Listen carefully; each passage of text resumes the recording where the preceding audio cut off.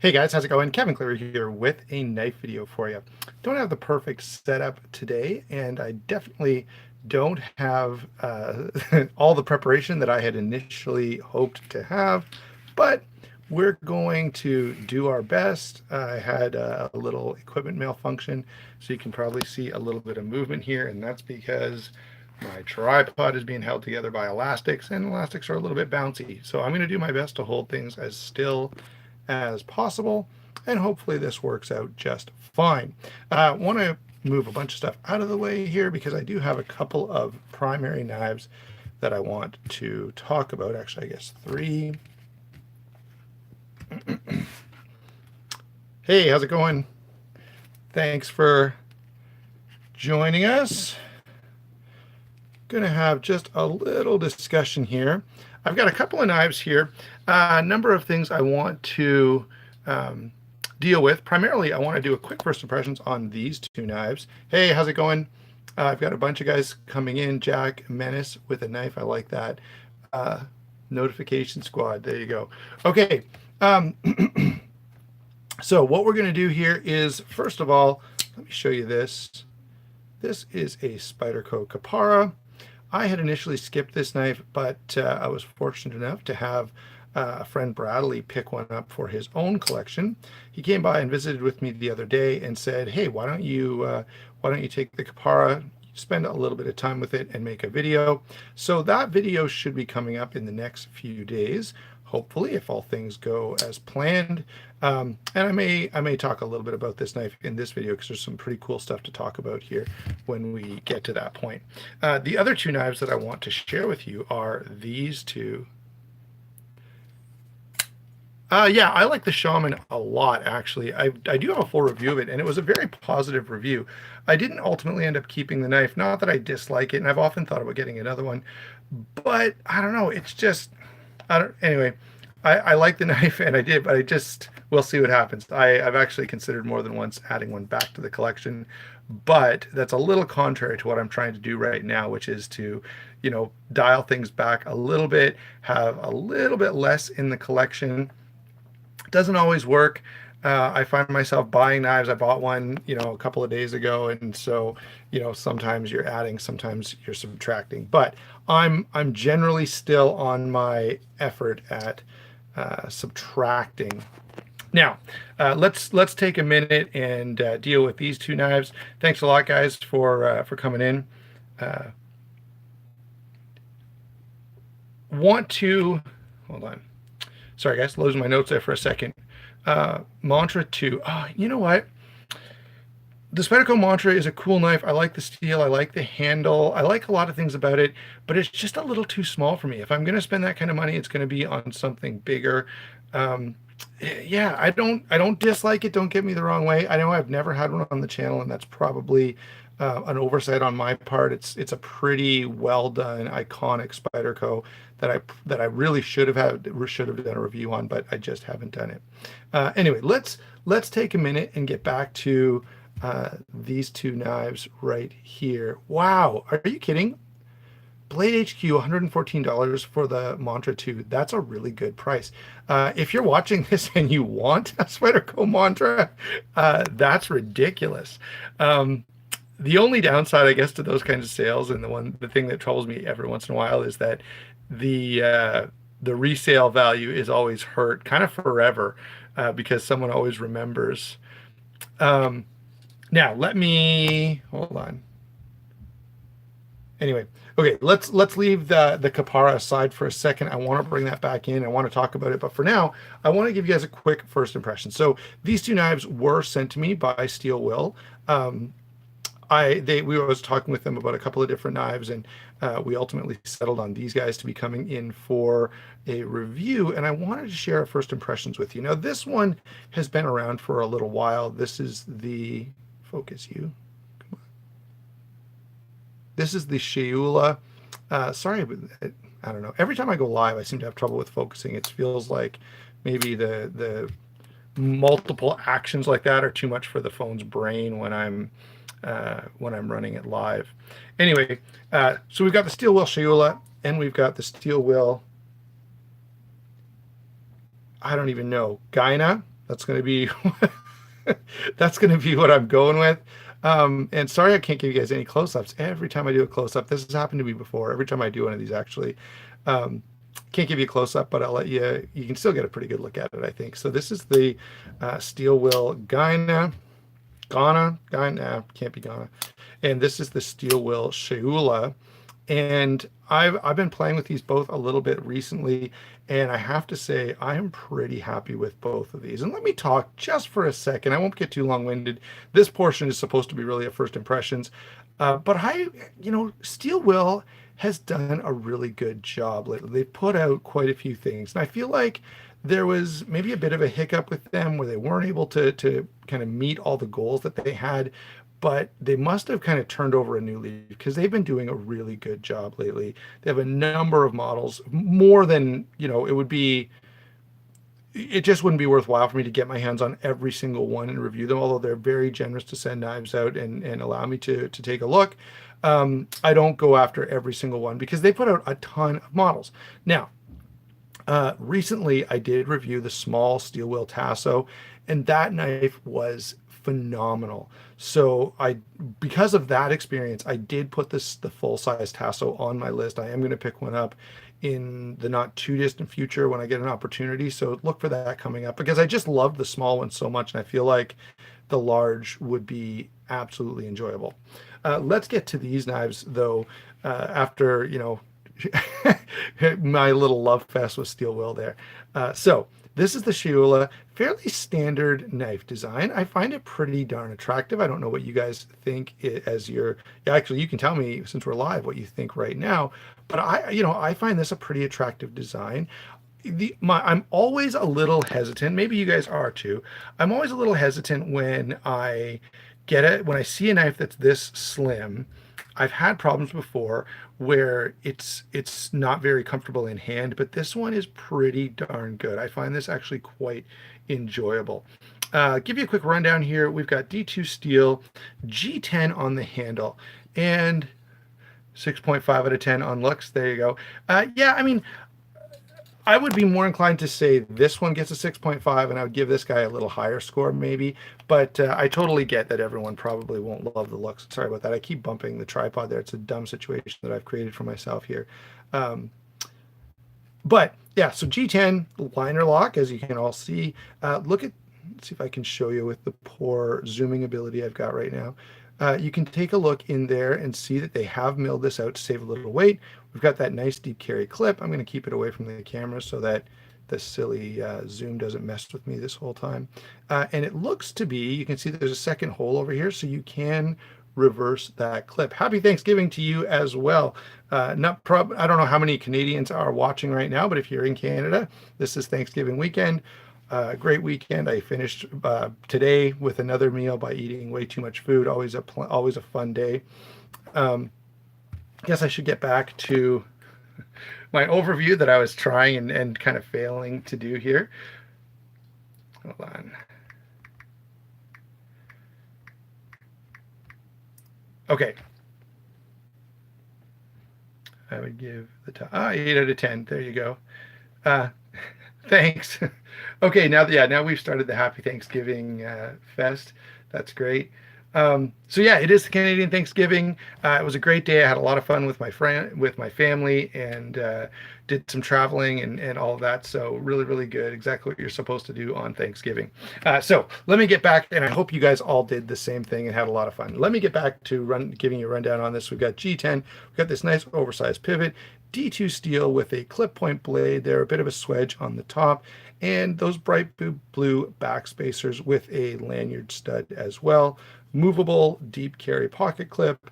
And so overall, I think this is quite a success. And, Steel Will has done a number of really good knives, guys. We've had the Cutjack, we've had a bunch, but this one differentiates itself, one with the G10, with the size being a little bit slimmer. I can see this being very, very broadly appealing. Certainly, I enjoy it an awful lot. I find it a very attractive little knife here, and a nice little pop of color. So it is on bearings. I don't know how you feel about that. Sometimes You know, you guys have heard me before. I go back and forth on this. I always mention the fact that bearings do make a knife maybe not quite as utilitarian as it could be, because now there's the potential for gunk and junk and stuff getting in the pivot, or a greater potential for that. Uh, and I go back and forth. It does, of course, give you a great action. So, you know, kind of pick what you want. And so, yeah, now I will say, look at that. Nice drop shut action. Very enjoyable from that perspective. And so that's what you gain by having a bearing pivot. Now, there are knives with washers that work just as well. You just have to be a little more precise in your machining. And they're, you know, steel wheel's capable of doing that. Case in point, this guy is on bearings. I mean, wow, sorry. This guy is on washers, and it has a very nice action. But notice, it's not drop shut. I'm trying to shake the knife without shaking the tripod here, but I can't really do it. So I'm going to shut this with my finger. As you can, there you go. But still, very enjoyable knife. So now we've kind of got this guy out of the way. It's a medium-sized knife. I guess I should give you the overall length here is 8 inches. Folded, it's going to be 4 and a bit over 4.5. 3.4 inches on the blade length, and it weighs in at 3.63 ounces. So very, very carryable little knife there. The other knife I've got here, which I'm sure I'm pronouncing wrong, the Guyana, I don't know.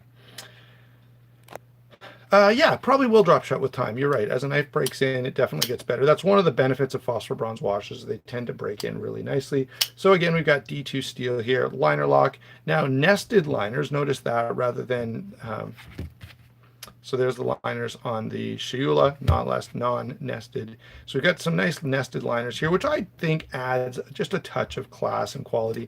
We've got these bright red, I guess orange, I don't know, reddish orange standoffs at the back. I'm not sure I love that color all that much combined with the blue. I think we've got, yeah, movable pocket clip there. So it's going to be tip up, left or right hand carry. Although, again, and I say this all the time, the lock bar obviously isn't moving. So if you're a lefty, you're not going to enjoy this as much, even though, yes, you can move the pocket clip, but that doesn't really make it a left-handed knife. So it's not fully ambidextrous. Let me give you the specs on this guy. Oh, this is G10 as well, if I haven't mentioned that. D2 blade, stainless steel, liner lock, like we were saying. This is the satin finish. Both of these are available in a bunch of different finishes. 8.8, almost 9 inches overall, so it's a big blade. Almost 4 inches of blade here with lots of cutting edge, and 3.88 ounces, so close to 4 ounces. So guys, look, I like both of these quite a bit. I've been kind of switching them out. This is not a true first impressions because I have used and carried these just a little. I would say this one slices just a little bit better and carries just a little bit better. This one is a little thicker, and so if you like something tougher and more durable, you may lean toward the Guyana. So I wanted to talk about those two by way of a first impressions, and that's great. Any questions about these as we go along, just feel free to drop a comment there and I'll try to respond. But I want to switch over to another knife here that I was just showing you guys a second ago. Here we have a knife that I do not own, but I will say I appreciate it quite a bit. Spyderco Kapara. This guy, this will serve as my first impressions as well, but you look at that really nice flat ground blade. Detents, yeah, I guess I should have commented on that. I wouldn't call it a hard detent, but I would call it reliable.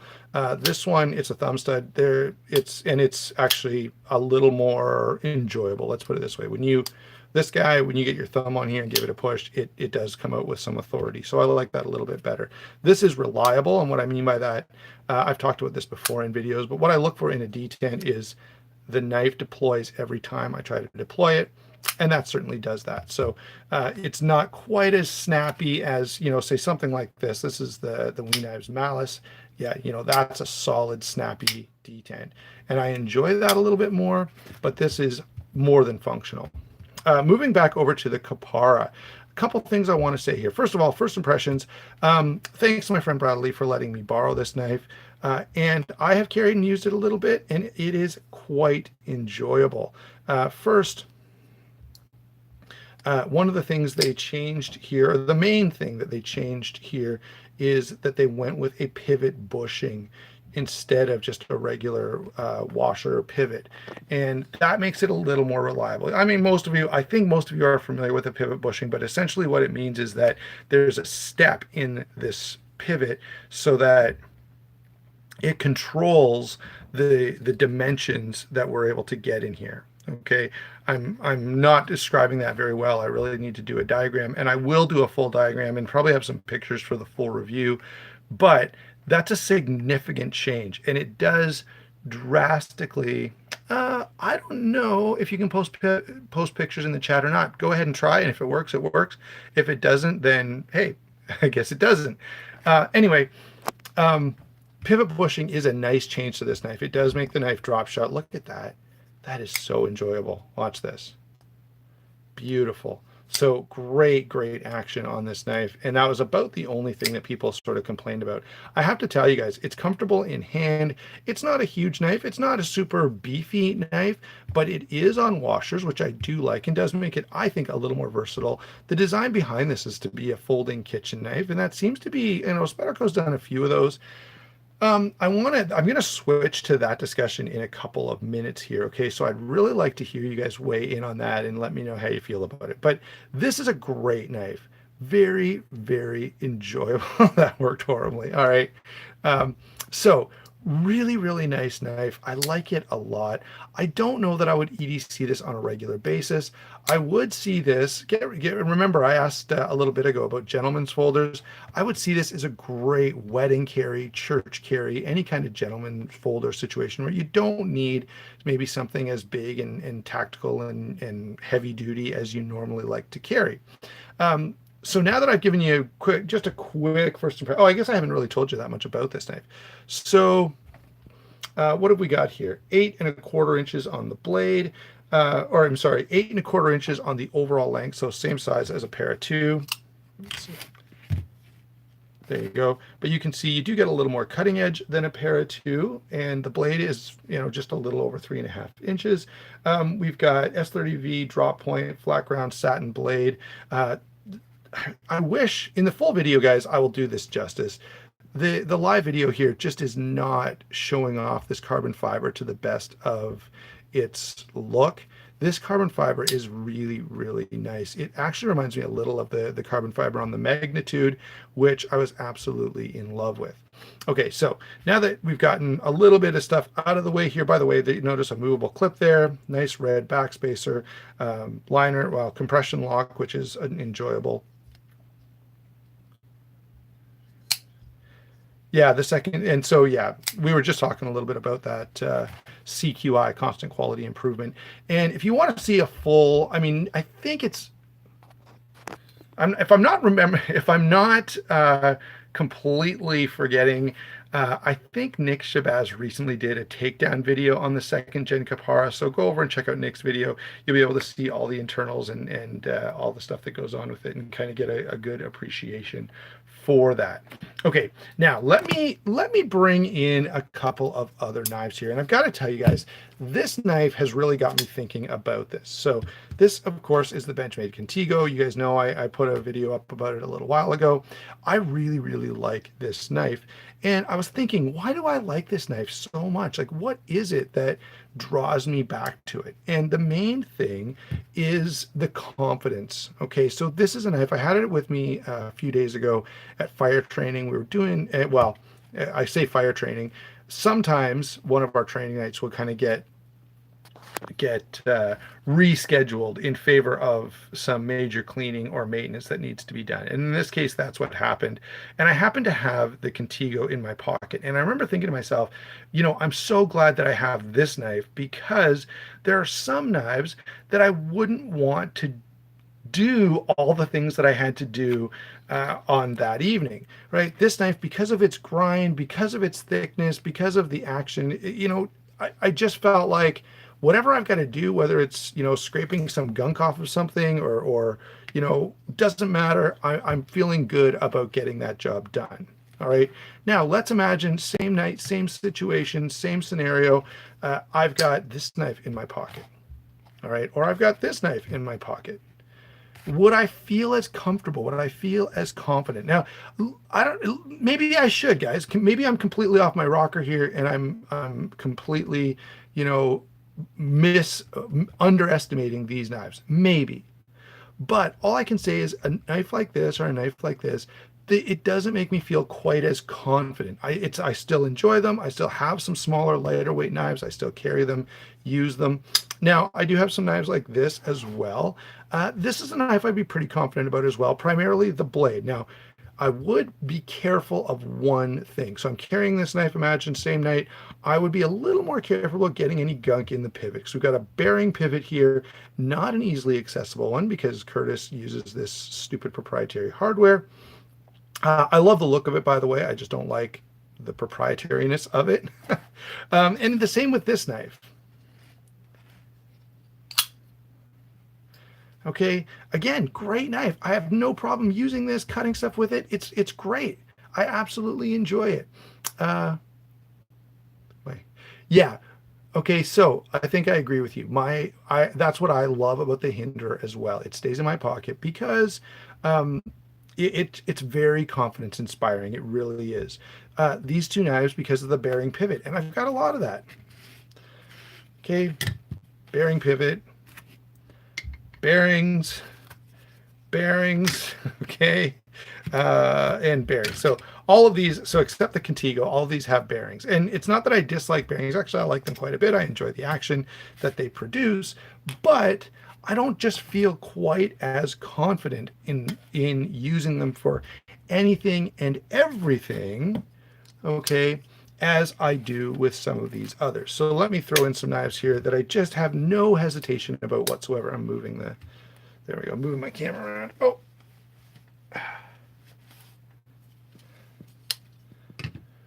What else have we got here? Anything else I'm forgetting? Oh, yeah. Okay, so look, all of these knives, if I have these in my pocket, I just feel more comfortable. Okay, I feel like I don't have to worry quite as much. Now, let me tell you this. I cut open a drink box. My kids wanted some drink boxes, and this is going to be a problem with any folding knife. I cut open this stupid box, and I slipped with the blade, and I cut the drink box open, and the juice sprayed out all over the knife, including into the pivot. All right, well, guess what? It's fruit juice. It sucks. So about a day had gone by. The Kapara, I will point out, does not have bearings. Okay, so that's definitely worth mentioning here, but it's not quite as confidence inspiring to me as the ones you see just here now. So back to my story. Sprayed fruit juice all over the pivot. Guess what? By the next day, it was all sticky and disgusting, and I had to take the knife apart and fully clean it. All right, I feel like that's going to happen with any folding knife. Doesn't really matter which one in particular. But with washers, I'm going to be happier, right? Imagine a bearing knife and you sprayed that juice in there. Like you're into a whole rigmarole at this point. So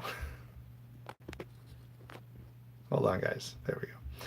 So we're almost done. I've covered just about everything that I want to cover, but now I hope, number one, I've restated my take on the whole discussion of bearings. I know I'm not consistent about that. I never, here's my thing. As when I'm doing a video for you guys, I don't take points off.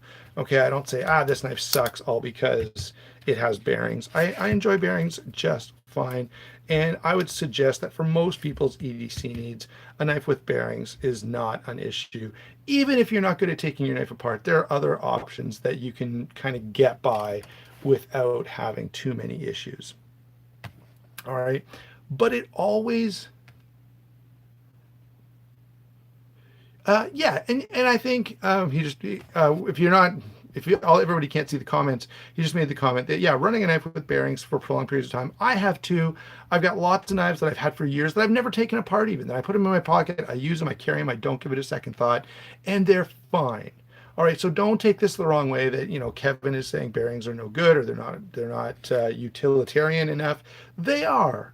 All right, but they just open up an extra degree of maintenance that you may or may not want. And I'm probably being like one of those stick in the mud type guys who doesn't want like power windows on his car because it's one more thing to break. Um, I hope I'm not coming across too much that way. But that's sort of my thoughts on it. And I tend to now. Here's what I want to ask you guys. So, where do you kind of come down on this? Do you lean toward a knife more like this, or any of these that are here, or is there, do you say, but the action, right? The action is so nice here that it's worth the potential for having, a little hiccup here or there. And look, I like both. All right. Oh man, so enjoyable. Every time you deploy one of these knives, it's just so much fun because they're so good. But if someone said, Kevin, I'm going to drop you off in the jungle, I'm leaving these behind, right? I would be taking something more along these lines, or the Sebenza or something else. Power windows. What is that? So there you go, guys. That's all I wanted to say, and I would love to hear, whether you're watching now or whether you're watching later, what is your take on that? Do you even give it a second thought? And of course, I understand that really a fixed blade is going to be more utilitarian than even anything we've looked at over the last little while. Thanks for watching, guys. I would like to stay longer and chat with you, but I've got to get my kids to bed. So I'm going to let you go and make sure they're lying quietly in bed. And then I'm going to watch Yesterday. By the way, if you haven't seen it, I started watching it and I haven't been able to get back to it. But up to what I've watched so far, I have really been enjoying 80-10 for the end times. Yeah, no doubt. And been enjoying the movie Yesterday so far, where the guy. Anyway, I better not tell you the plot. I'll leave the spoilers out. But really cool movie. I'm gonna go finish watching it after I get my kids to bed. Thanks for watching. We will talk to you soon. Maybe if I can shut this thing off. There we go.